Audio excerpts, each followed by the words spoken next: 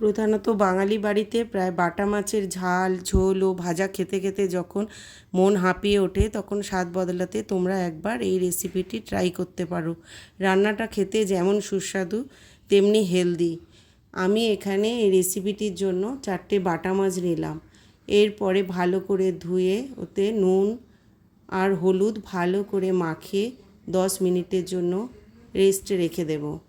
তাহলে চলো দেখিয়ে নিই এই রেসিপিটির জন্য আর কি কি ইনগ্রিডিয়েন্টস লাগছে।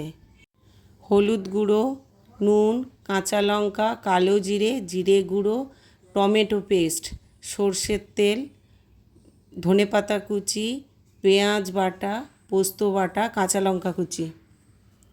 এরপর কড়াই গরম করে দিয়ে দিলাম সর্ষের তেল মাছ ভাজার জন্য।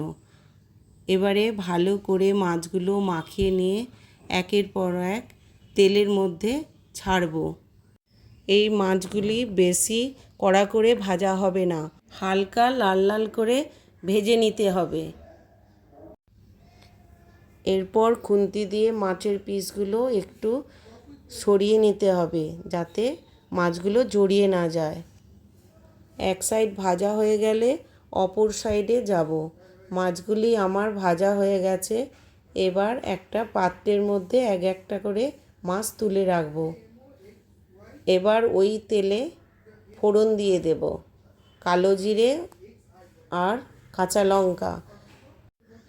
কয়েক সেকেন্ড ভাজার পর ভালো গন্ধ বেরোলে দিয়ে দেবো পেঁয়াজ বাটা। এই সময় গ্যাসের ফ্লেমটা লোতে রাখবো। পেঁয়াজ বাটা 2-3 মিনিট ধরে ভাজতে হবে লাল লাল করে। কিছুক্ষণ পরে দিয়ে দেবো টমেটো বাটা। ভালো করে মিশিয়ে নিতে হবে যাতে টমেটোর কাঁচা গন্ধ না বের হয়।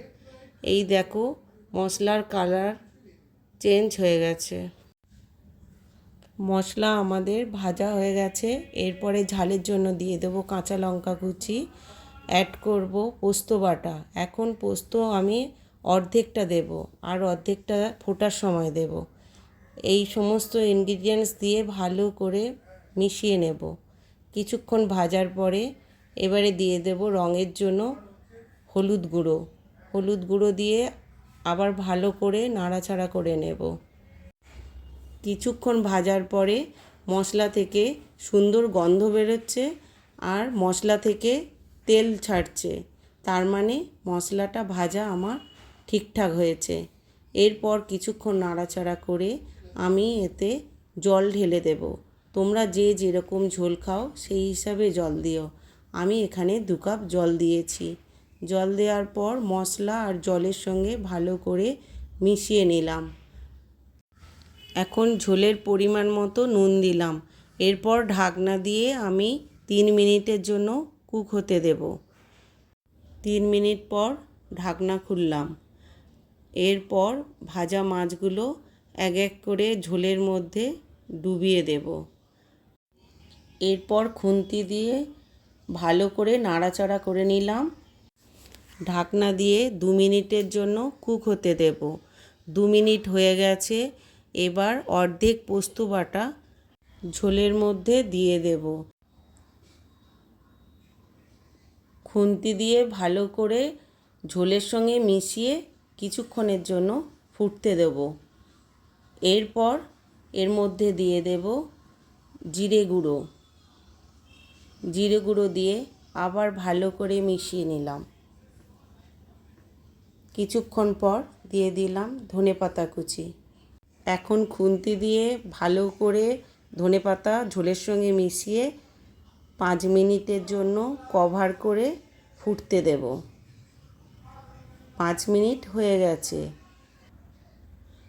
ঢাকনা খুলে দেখলাম গন্ধটা খুব সুন্দর বেরিয়েছে, কালারটাও খুব সুন্দর এসছে। এরপরে দিয়ে দিলাম পরিমাণ মতো সর্ষের তেল।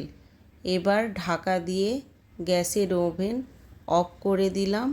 3 মিনিটের জন্য রেস্টে রাখলাম। ট্র্যাডিশনাল বাটা পোস্ত রেসিপিটি রেডি সার্ভ করার জন্য।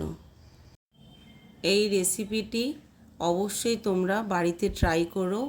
ভালো লাগলে লাইক, কমেন্ট, শেয়ার করতে ভুলে যেও না। আর নতুন হলে অবশ্যই চ্যানেলটাকে সাবস্ক্রাইব করে দিও। ভালো থেকো, সুস্থ থেকো, ধন্যবাদ।